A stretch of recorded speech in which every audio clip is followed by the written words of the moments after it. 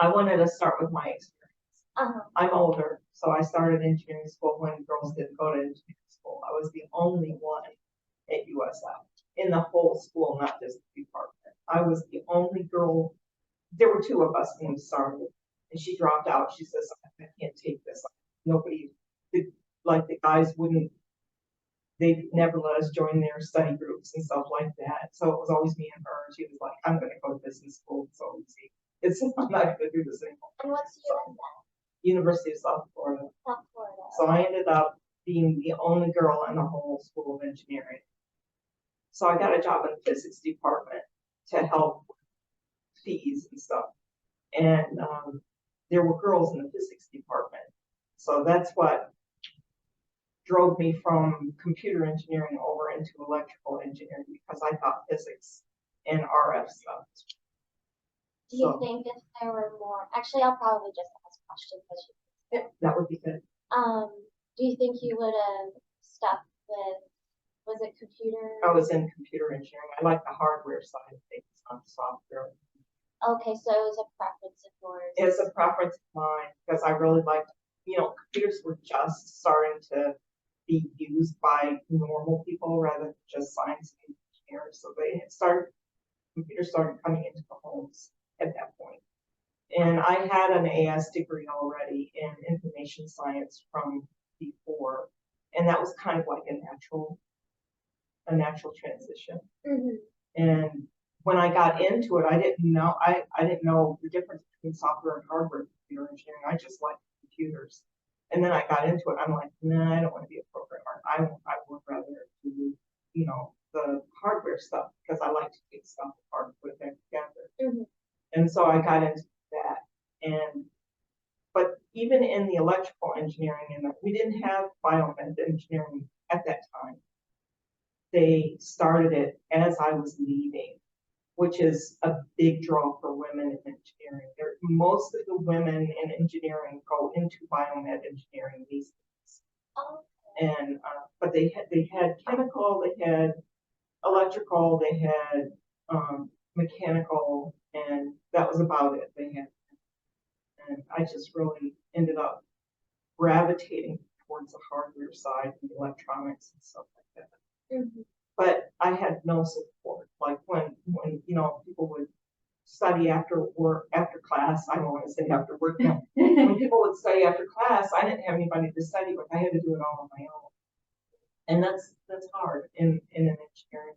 And then when we had labs, they kind of like you'd look at them to see if you want to try and join your group for the lab, and they're like they turn away, stuff like that. Okay, so I kind of like So I kind of like did everything on my own, which was good and bad.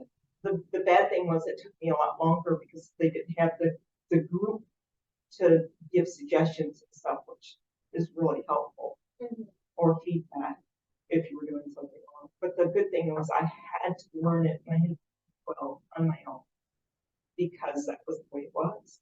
So when I left there, I transferred from USF up to Catholic U because I got married, and I had a scholarship to go to Catholic U, a full scholarship. And where's It's in DC. Oh, okay. So I went to Catholic U and joined the engineering school there, and they had biomed engineering, which to me was extremely interesting because I always thought biology was cool too. Mm-hmm. So this was a 5-year, 20-credit semester program. And so it was a joint program between engineering, electrical, and mechanical, and the biology department, which was across from the engineering school. And there were quite a few girls in that. It was a lot more, to me, it was a lot more fun because it was a mixed group, and everybody seemed to mix a lot better than, people would invite you in so the girls could join the guys could join the girls groups and stuff like that, and everybody studied together. And it was a lot more integrated as far as everything. There were older students, younger students, there were foreign students and American students and people of different colors and stuff like that. So to me, Catholic U was a lot of more fun than University of South Florida. University of South Florida was great for athletics and stuff like that, but for being a student and student life, that was more fun up there. So I did biomed engineering and graduate. And how long were you at USF? I was there for 3 years. And then Catholic U. I was there for 5 years with Okay. the program. And I took a break in between. I took a 4-year break. I did 2 years and then did 3 years afterwards. I had a baby, and I wanted to stay home with her. She was mine. So I stayed home with her, and then I went back to school, and then I went to grad school. So going to the biomed engineering program with a little bit of a physics lab background where I got extremely interested in physics, I kind of gravitated away from what most of the kids were doing in Catholic U. They were doing mechanical mostly. They were doing arms, because we had a lot of really great professors there that had wonderful patents and wonderful programs you could join in their labs and work on all these things that they were doing. But I wasn't interested in that. I was more interested in the electronics and the bio stuff and laser optics and those kind of things. So I kind of supplemented what I was doing by working in a lab at Johns Hopkins. They were doing the laser optics, which is something I was extremely interested in. Oh, Johns Hopkins, that's a big. It's in Baltimore. Yeah, it's not far. That's where I went to grad school. So I would go there and work in the lab, and so we had to do a senior project for engineering as an undergraduate, and it could be you could do a thesis-based one, or you could just do a test. You could just instead of writing a instead of doing a project and writing up a paper and stuff, you could just take tests and test out. I wanted to do the thesis-based one because it was harder, and I wanted the challenge. I liked stuff like that. So I did the thesis-based that, and then that's what got me into the grad school there. I don't think I would have made it into Johns Hopkins. I was a good student, but I wasn't connected. I didn't come. I came from I'm a Appalachian girl. I came from nothing, and so I felt like I didn't have connections to get into Hopkins. I felt like you needed a connection. So but the lab guys there, the PI, the professor there that had the lab that I was working in, wanted me in the department. So he introduced me to the department, and he said, she needs to come here for school. So they got me in there with a scholarship. Wow. Really great. So that's my circuitous route. And then I got out of there, and instead of doing what I went to school for, which was biomed engineering, I ended up pretty much being an electrical and electronics engineer, doing some microcontroller programming and ASIC programming and stuff like that. So I became an electronics engineer, which is not what I intended, but I ended up really liking that too. How was the learning curve? Was it steep or there's overlap? There was the steepness was in my first few years of engineering because I went to a rural high school that didn't offer AP classes or anything like that. So I was well behind the curve. I didn't know I wanted to be an engineer when I got out of school. I just wanted to be successful, and from where I come, most people go for business management degrees and start small businesses because they didn't have engineering from. So that was what everybody pushed people for, and that's what I kind of wanted to do, either that or join the military, from a military family. Okay. But then when I went, that's another thing about girls and stuff. At that time, I wanted to be a pilot. I wanted to drive helo. I wanted to fly helos. And they would not let women go into combat for helos. You could drive the medicopters, but you couldn't drive the combat. You couldn't fly the combat copters. And that disappointed me. Everything that I liked to do seemed to be what was thought of as male oriented at the time. And so I got a lot of disappointed. I got disappointed a lot when I was a kid because I keep running up against these, oh, girls don't do that. Oh, girls don't do that. Even my high school counselor told me, girls don't do what you want to do. That's the So, worst when, that was, he should have never been up to school. yeah. Thank goodness things have changed a lot, and it's not like that. And on our, part of our message that we discussed this morning is you, and then it's not on this thing that Elise gave me. Elise couldn't be here, but she gave me some things here, is at the very end, it says, remember to help others. So you know where you came from. There was a whole generation before me of women, or 2 generations before me, that couldn't even vote. You know, you have to build up your tribe and help them out and pass it on, and they have to be responsible and do the same. So we don't have the pipeline coming into engineering science that we'd like to have it better, but it's not there yet. And we'd like to help improve that, which is why we're here. It's part of us giving back and giving advice and helping out. So now it's your turn. Well, I suppose I should start with, I have no engineering background at all, so let's start with that one. So, Oh, okay. so I've worked in a male-dominated industry for the past 24 years. So I left university with a law degree. I intended to study law to be that great lawyer out there that would solve the world's problems and fight for the rights of everyone, and soon realised that actually that doesn't pay the bills. If I'm honest, that's where I got to. So I came home one day and my brother had applied for a job on my behalf because he's nice like that. Oh, wow. My brother would never do that. Yeah, he was in recruitment at the time, so I went for a job interview. And this is what my best advice to people is: don't consider a career ladder. Don't consider a career ladder. It's a career path. Yeah. And it will go different directions. It will go back, it will go forward, it will go all over the place. Sometimes you'll feel like you're not getting anywhere. I had no clue what that job interview was that I was going for. And it was a job 5 miles away from where I had grown up. I was declined that job and offered a job 250 miles away for the same company. I took it. I was 21 years old. I moved to an area that I knew no one. And that's where it all started. I never envisaged that's what I'd be doing in life. Over the last 24 years, I've worked for 3 companies. I started as a contracts manager, so I negotiate contracts and procurement activities. And over the course of those 24 years, I've gone from a lone wolf on my own to managing 200 people on an operations floor, building and assembling equipment, to looking after a procurement team of 50 people, to now, I'd never envisaged 5 years ago that I'd be here in Manhattan, Kansas.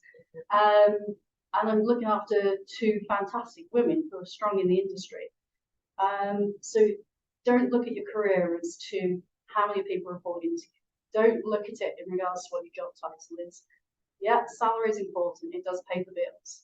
But if you don't want to get up in the morning and you don't enjoy your job, the motivation isn't there. So my advice to anyone out there is, whatever career field they want to do, go for it. Just try your best. That's all you can ever do in life. Just try your best. Yeah, it won't go right. I guarantee you, every step of the way, something will always go wrong. And it will feel like the worst thing ever. Hey, brush yourself off. It will be fine. People have been there before. Create a network around you of people that will be honest with you. Don't create a network of people around you that are the same as you. You want those people who are the lunatics. We all have the friends that you just go out with, who you just know will be the life of the party. You'll have those friends that are just straight academics. That you need that mix of people around you, because you can't have everyone telling you the right time. So are you saying surround yourself with lunatics? So surround yourself with a healthy mix of lunatics. It's just important to have people around you that aren't always going to tell you that you're the best, because that won't help you improve. You need feedback. You need feedback. That's right. You need failure too. Yeah, and having individuals, when you come to the point in your life where you are a manager of people, best success that you can have is that those people succeed. And if they fail, that's on you as a manager. So it's really important that people that work for you, that support to you, that you give them the appropriate support, motivation, and recognise that they will have really bad days. And you don't know what happens in their home life. You don't need to know most times. So just think actually of those days that you've had that are really bad, and then just think about putting yourself in that person's shoes just for that day, and you go, actually, perhaps I just had a bad day. Perhaps I just need to go make them a call. Perhaps I just need to just go and say, hi, how you doing? Yeah. And I think that's where women actually do excel slightly more. We do have the ability to be able to ask openly how someone else is feeling. Don't be afraid to ask that of someone. You may not always get the answer you want, and they may shrug you off, but hey, you tried, and that's what career's about. It's about learning. It's about making those mistakes and brushing yourself off and continuing with it. So my biggest piece of advice is, I know when I started, I was looking at where's my next job title? Where can I get the most amount of money? Where can I be better than whoever it was, my friend or arch enemy? Yeah, my arch enemy from school, and looking forward to the next school reunion and saying how much better I was. It really, that isn't what it's about. Make sure whatever you do, decide to do something that you love and enjoy. And think about why you're doing it. The reason why I wanted to go into law was actually fundamentally flawed. It just wasn't right. It wasn't the right reason to enter it. And that took me a number of years to realise that. But now I love the job I do. Every day I'm motivated in a different way. I love challenges. I love solving problems. I work with engineers on a daily basis, which has its own challenges that comes with it, because I don't always understand what they're saying.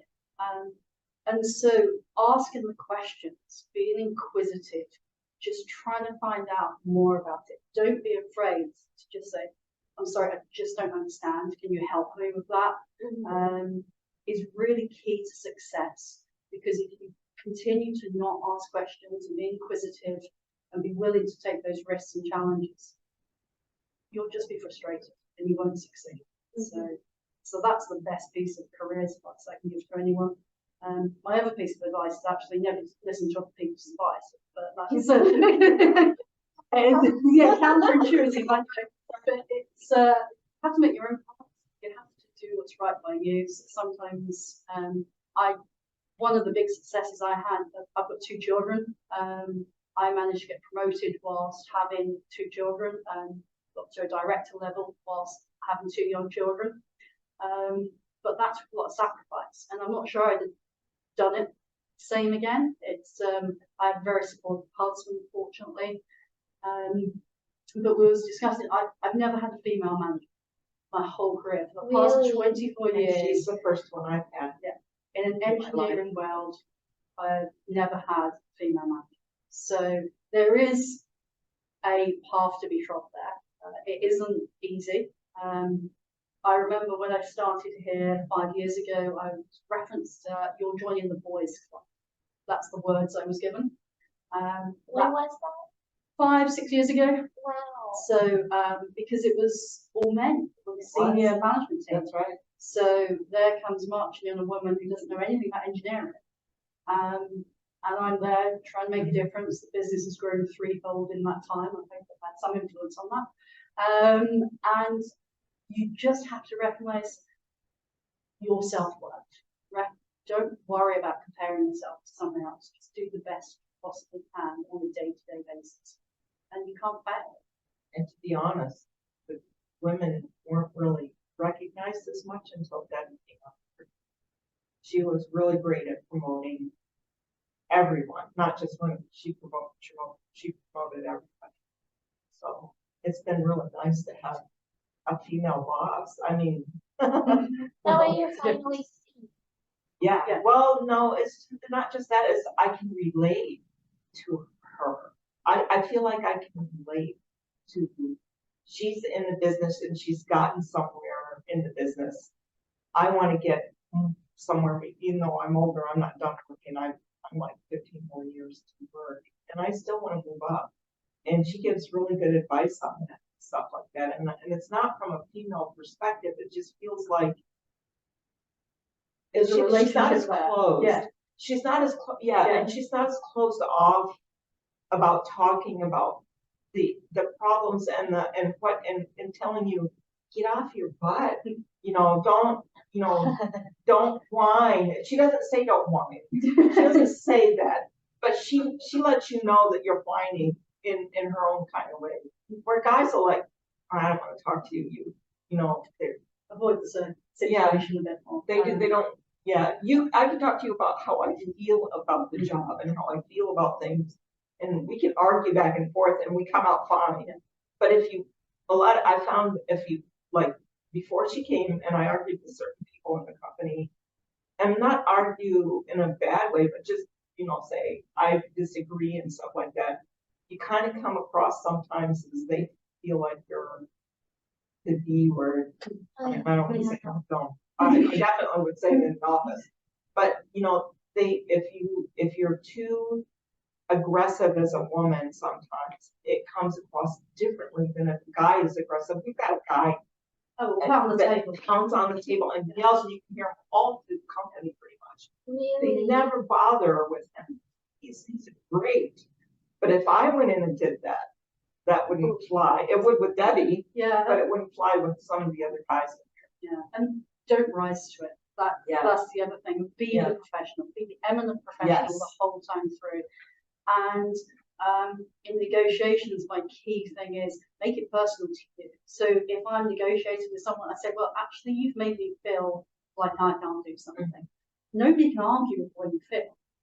That's how I personally am. Whereas if you try to make it about them, then they can always dispute that in some shape or form. So if you're dealing with someone who's very egotistical, male or female, just try to stay calm, try to stay professional, and make them aware of how you feel and how they're making you feel. Because perhaps they're not aware. Perhaps they're just continuing down that path, thinking that that's acceptable behaviour. It's not. It never is. And it's our roles here as women and leaders to stop that happening. And the only way we can stop that happening is making them aware of the effects of their behaviours. I come into Manhattan, Kansas, significantly smaller than the area I was in, just outside London in England. It's amazing how there is still sexual stereotypes here, and people don't know that they're doing it. So examples are, I'll go with my husband shopping or go to a restaurant, and the usual comment that comes up, if you're not from around here, though we're from England, they'll look at my husband and they'll say, are you with the university or are you with Fort Riley? And my husband is just so used to now just looking at me and just going, I'm here because of her work. And you can see the individual is thinking, I've realised I've made an assumption that is fundamentally flawed. But unfortunately, you're going to always come up against it. That person isn't necessarily trying to be addictive or harsh.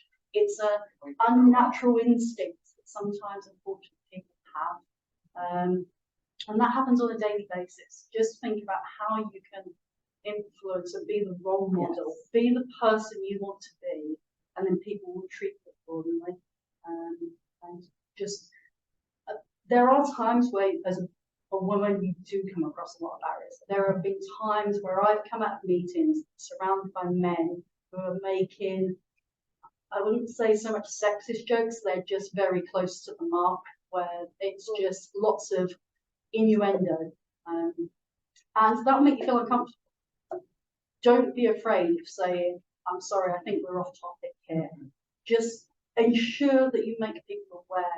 Sometimes they just don't realise. Would you say that's a current? I would say it still exists, unfortunately, today. It does. I would say less so, but definitely it still exists. Definitely less so in the UK.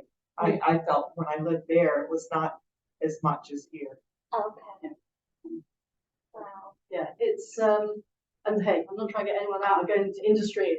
It's a great and challenging world there, but just consider on that, there are challenges and opportunities. Every challenge out there is an opportunity to be made. So every female that gets out there and can influence what's happening in the world is making it better for our children and grandchildren to come.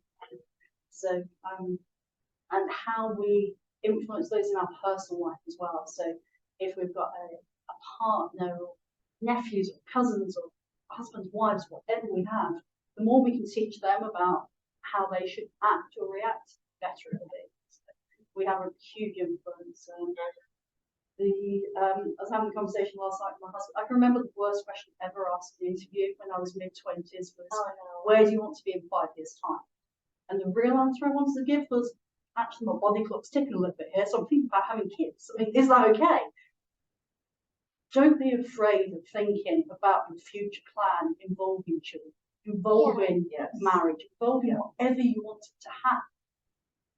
Unfortunately, though, still in interviews, if you say, actually, 5 years' time, I'm thinking of having kids, and like a few months off, is that okay? There is unfortunately still a stigma associated with women, and that knowing that they're going to have that time off at some point in time, we just need to overcome that.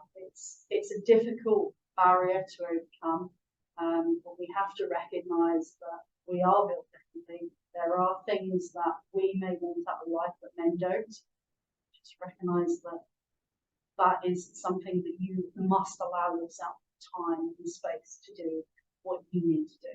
Don't worry about the male influence of that. Now, when the interviewer asked you that question, did you give them that answer? No, I gave them the answer that they wanted. So the answer that I always provide to the 5-year question, so in my interview technique, is consider what they want for the role. So always answer the questions around the role you're applying for. The same I always say about your resume, always aim your resume associated with the job you're applying for. Don't use one carte blanche for every job you're applying for. Boring advice, I know. So even with resumes and stuff like that. Cater it to the role that you're going for, and consider the job you're applying for as well. Does it actually, it may tick the boxes in regards to the work that you want to do, but look at the company, look at where they've come from, look at who the senior management team are, look at what their ethical policies are, how are they going to treat you? Have they got a good reputation in the local industry? Do they get involved in outreach programs? Don't be afraid to ask questions in an interview that aren't technical. Ask the questions that are going to motivate you in that job as well. Because culture in the job matters too, even if it's your dream job, the culture is horrible. Sorry, my right eye is stinging. Oh. Does that ever happen? It is, and it's my right eye. I tear all the time. It looks like I'm crying at work. Yeah, and I can't blame the lashes. My right eye. Anyway, sorry. That's okay. Yeah. So she said a lot of the stuff that I have on my bullet points here already, and I agree fully with what she said. Don't always have the person next to you that's always agreeing. We No. should have an argument there. We do have arguments. We do have arguments. We have Healthy discussions. debates. Debates. I don't really. We don't argue.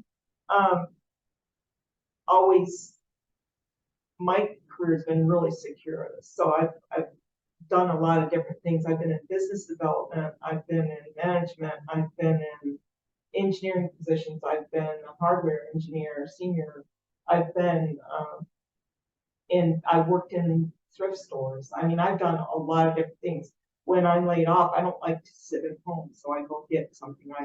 I've had a barn, and I've done dressage, and had a big dressage barn, and ran a hunter jumper barn. What's dressage? Dressage is when you ride in the hat and tails, coattails and hat, and the horse fight. Yeah. That's what I do on the side. I do artwork as well. But don't be afraid to do those things. And the other, if you're not talking about women and you're just talking about engineers in general, you go out dancing and you can dance, and they say, "Oh, I didn't know engineers could dance," or "I didn't know engineers could do art." Everybody can do everything, and everything that you've learned, you can bring to the table. I bring everything. She knows everything I've ever learned. I bring it and I use it. I use my art career. I use it in designing some of our brochures, not our brochures, because we have those designed professionally, but some of our like our videos and stuff that we do, training videos or anything like that. I add artwork sometimes to it and stuff. It's we all use our creativeness in our business. You need to a diverse team. And if you can't have a diverse team, then you be the diverse everything. Diversify yourself. I guess if you diversify yourself, you can influence diversity in the rest of the community too, and go from inward outward, which is a lot of what Debbie says. You have to have the inward confidence and the inward creativity and stuff. If you go to a job and they say stuff, you see that things are mostly oriented towards a certain gender or a certain race or whatever like that. You say, why should we hire you? You're a little bit different, or you don't have exactly the background we're looking for. You say, that's why you need me, because I bring a whole different perspective. And to be creative these days, a business has to be creative. They cannot be run of the mill anymore, because everything is innovation these days, and everything's moving really fast. You have to be able to be creative, and you have to be able to be agile. That's a very big thing that people look for now. And if you can be creative and agile, you can do anything. You can do anything. She gives me tasks that I'm like, I've never done that before, but I'm ready. And that's the way our whole company is. Everybody takes on a bunch of different things like that. And you don't get stagnant that way. You can move from military to commercial to farm. We do farm equipment too. I mean, we do a lot of different things in our company. And it's because most of the people in there are multi-talented. And the reason that they're multi-talented is because they're not afraid. It's not because you're born with that ability. Nobody's born with the ability to do art. Nobody's born with the ability to do math. Nobody's born with a few exceptions. I've seen 2-year-olds that can tell you all the presidents and stuff like that. Those are exceptions. Most people have to learn everything that they're going to learn. So don't be afraid to just try something. Especially when you have time and you're not doing anything on the weekends, then go out and learn something new and bring it to the table. Bring it to the table.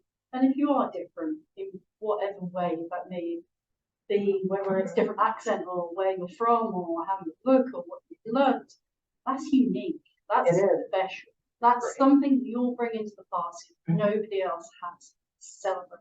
Yes. Shout from the highest treetops how unique that is. Take advantage of it. Yeah. Because uniqueness is what grows the country, what grows businesses, and ensures that everyone succeeds. If it was all the same, this would be a very different country, a very different world. So take the opportunity to celebrate your uniqueness, and stops you being bored as well. So, having unique people in the business. So I know within our particular business, we have people have different learning skills as well, whether that be from a medically recognized learning skill or whether that be just the way people learn differently.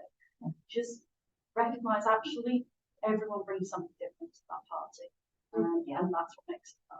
Yeah, and don't ever let anybody tell you that that's not as good as, don't ever let anybody make you feel that's not as good. I have dyslexia. That's not as good and we can't use you. That's not true. They can, because different people have different skills, and all those skill sets as one make up a really great organization. So have you guys taken the Clifton Strengths test? No, what is that? I feel like I need to take it.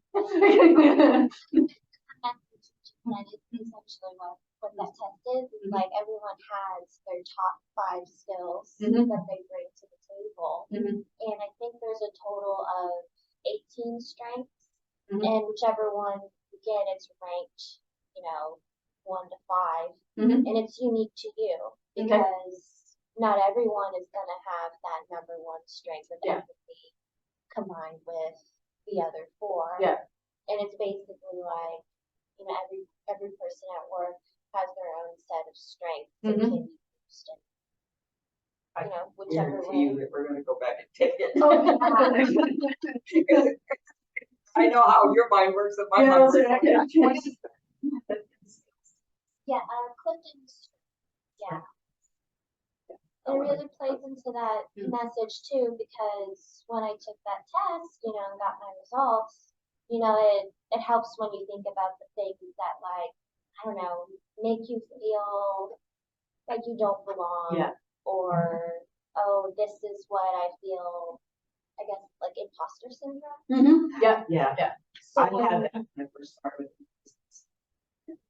what helped you kind of navigate that? doing this stuff and seeing that I could actually do it better than some of the other people that were trying to do the same thing I was doing. Because I had a manager that was also an engineer when I got hired, my first job. And the reason that they hired me is because he wasn't as good at the component level as I was at the time. I'm not as good as I was back then because I haven't used those skills in a long time. But when I graduated from college, I was like really great. I could program all kinds of ASICs and microcontrollers and build circuits and troubleshoot circuits. I was really good at all that stuff.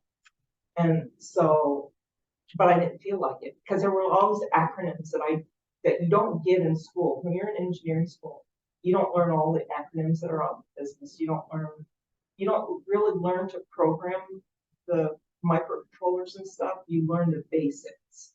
And then you get out there and you see, oh, they're using stuff that we used to bread for. And this is little tiny stuff that you can actually go in through a computer and program these microchips and stuff and do some cool stuff with it. So it's a quick learning curve because you've got the engineering background. Then you learn how to do it really quickly. And then if you are curious and you're not scared of failing, you learn it really quickly. You go out there and you start seeing how good or where your gaps are that you have to fill. And I found when I got out there, I didn't have that many gaps, but I thought that I had this much knowledge and that I would never. So it was the military. We did a lot of military work, and there were all these acronyms that I was unaware of. I didn't know what an ASIC was. Yeah, acronyms are the language designed to divide people, I think. Yeah.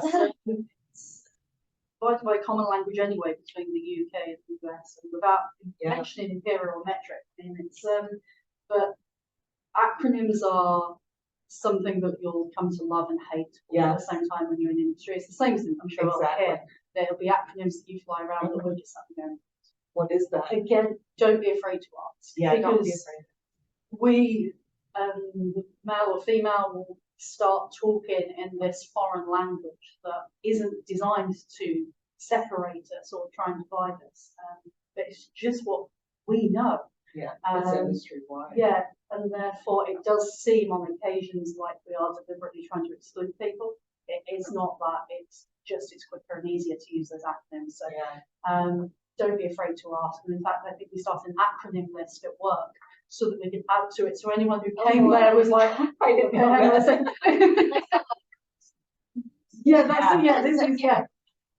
But it's one of those industry standards, as I say, you'll either love it or hate it. Yeah. Yeah, engineering has a lot of acronyms. But yeah, so you get out there and you start. That's where you gain your confidence in what you've learned. Is you start using it and you find out that you can actually do it. But I just felt like an imposter the first 6 months until I found out I could do it. So I think I don't think that's a fully female trait. I think guys probably go through that too. When they first get out, they start doing stuff and they will learn. When you get out of college, you think you know everything about I'm gonna be great. No, you go out there and you find out that no, it takes a lot of it. That's why they hire 40-year-olds for certain positions because when you're 20, you can't know all that stuff. You learn it as you do it. And that's in every single business, but particularly in engineering. There's a lot of stuff you don't know, even when you get out with a PhD, there's a lot of stuff you don't know. So yeah, you just have to, you can't internalize it. You have to just say, okay, here's a gap, I'm gonna go learn it. And the engineering school does a good job of teaching girls in men, women, men, that kind of thing I call it like a crucible. Engineering school your undergraduate is more a crucible than it is really learning anything that you're going to use out there. What do you mean by They just want to see if you can get through the program. oh, If you can get through that, the law school is probably the same way. If you can get through the undergraduate engineering program, you can do it. No matter who you are, when you get out, you'll be able to do stuff. So that's what people have to keep in mind. They have to, like Debbie said, you have to know who you are, define yourself. Don't let other people define you. You have to know who you are, define yourself, and go out there with yourself. And knowing that, well, if that company doesn't hire me, it's really their loss because they don't know what they're missing out on. I think what I heard is if the door shuts, then that's not the door. That's correct. Like Yeah, there's That's correct. I'm not going to try and spout on about fate and anything like that, but things do tend to happen for a reason. We just learn from those errors that you will make or other people make around you, because that's the other thing. You can sit there on occasions and you can see managers or the engineers around you making mistakes. Learn from those as well, because you sat there just thinking that I would have done that differently. Really isn't helping anyone. Do it. Pose those ideas forward. Don't sit back and be that person at the end of the day that says, "I told you so." That really isn't a nice person to be. And that's one thing. Having worked with engineers for 24 plus years now, the skills and the ability to be able to bring to the table will be different. Definitely different from the way my mind works. I'm not an engineer. I failed miserably being an engineer. Should be a good one. But you're a good leader. absolutely, She'd be a good and engineer. She would. if you want to fly on a plane, you don't want me to be an engineer. So just recognise that just because that person isn't good at a certain thing doesn't mean to say that they haven't got something else that they can bring.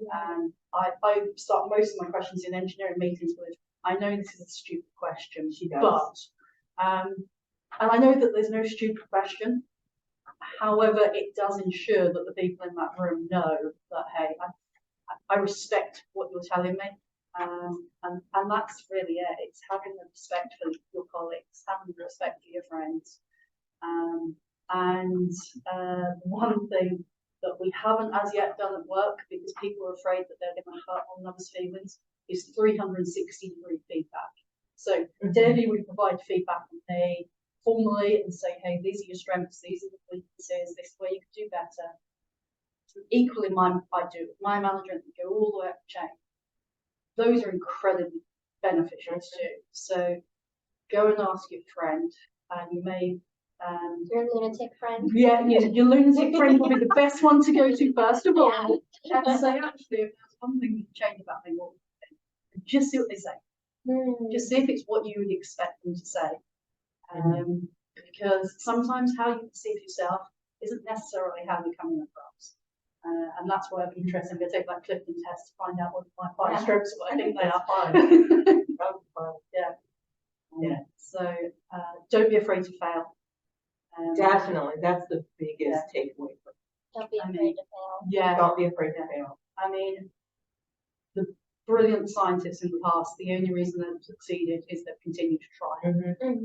So don't be afraid to try. I do think that I didn't, and my mom and dad didn't, but I do think that people tend to raise their boys differently than their girls. I don't think you do. Oh, I wouldn't dare. Yeah. So I think what I've seen from a lot of people and even younger people, like my grandkids being raised, there's a big difference between my daughter and us. One is raising their girls to be perfect. And I see that still a lot. Perfection is set up for failure. If you're trying to be perfect, if you're trying to look perfect, if you're trying to be perfect, when I'm stressed out, I come to work in sweatpants, old sweatpants, because I feel more comfortable and it relaxes me so I can get what I need to get done. You can't be perfect all the time. So you can't strive for you can strive for greatness. You can't strive for perfection. And in people that are engineers tend to want to be perfect too. And I remember you telling me the engineers are always trying to get it better and better and better. It's, at some point they have to stop because we've run out of budget, right? You did tell me that. Yeah, so there's a book that talks about Jim Collins, I think is the name of the author, that talks about good to great and how companies go from being good to great. And it was authored about 20 years ago. And if you look at some of the companies he reviewed in there, one of them was Circuit City, that done really well as a result of going from good to great. And actually, great is sometimes the enemy of good. Sometimes good is good enough. And engineers, yeah, you're fantastic. You want to design the best there possibly is, but there's still a budget, and there's still like someone's asked for a Ford Focus, they don't expect a Mercedes. So just listen to what people are asking for from you as well, and be prepared to listen as well as speak. You can apply the principle of ergonomics outside of ergonomics and say, ask people, no, and she says, ask people all the time. Ask people for feedback all the time. Because that's where a lot of failures come in. If you don't ask people for feedback, then you're going to fail at some point. You're going to anyway, but you'll fail less if you ask for feedback up front before you start doing a bunch of stuff. We helped hindered all of No, everything you shared has been incredibly helpful. I really appreciate it. I'll come back in the spring.